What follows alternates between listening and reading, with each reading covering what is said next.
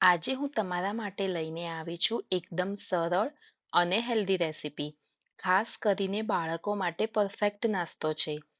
તો ચાલો રેસીપીની શરૂઆત કરીએ. પહેલા એક બાઉલમાં 4 ચમચી ચણાનો લોટ અને 1 ચમચી સોજી લઈશું.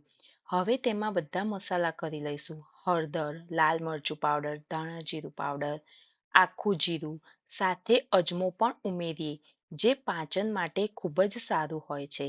હવે સ્વાદ મુજબ મીઠું ઉમેરીએ અને ધીમે ધીમે પાણી ઉમેરીને મીડિયમ બેટર તૈયાર કરીએ. બેટર બહુ પાતળું પણ નહીં અને બહુ જાડું પણ નહીં, મીડિયમ રાખવાનું છે. અને હા, હિંગ ઉમેરવી હું ભૂલી ગઈ હતી, જે અહીંયા મેં લાસ્ટમાં ઉમેરી છે.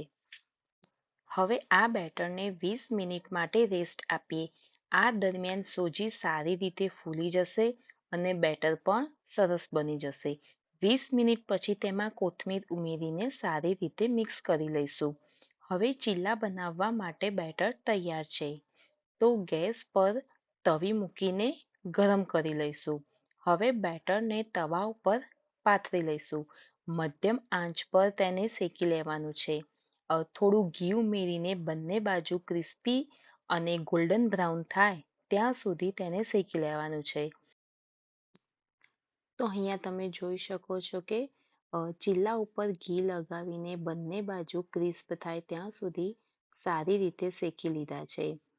તો હવે બીજા ચીલા પણ હું તેવી જ રીતે તૈયાર કરી લઈશ. આ રીતે અંદરથી સોફ્ટ અને બહારથી ક્રિસ્પી ચીલા તૈયાર થઈ જશે, જે બાળકોને ખૂબ જ ગમશે. ચીલા સાથે સર્વ કરવા માટે તમે ગ્રીન ચટણી, ખજૂરની ચટણી અથવા ટોમેટો કેચઅપ પણ આપી શકો છો. અહીં મેં ગ્રીન ચટણી અને ખજૂરની ચટણી સાથે સર્વ કર્યા છે. તો ગ્રીન ચટણી અને ખજૂરની ચટણીની રેસીપી જોઈએ તો મને કમેન્ટ સેક્શનમાં જરૂરથી જણાવજો. અને આ હેલ્ધી અને ટેસ્ટી રેસીપી તમે ઘરે જરૂર ટ્રાય કરજો અને તમારા બાળકોને પણ જરૂર ગમશે. વિડીયો ગમ્યો હોય તો લાઇક, શેર અને ચેનલને સબસ્ક્રાઇબ કરવાનું ભૂલતા નહીં.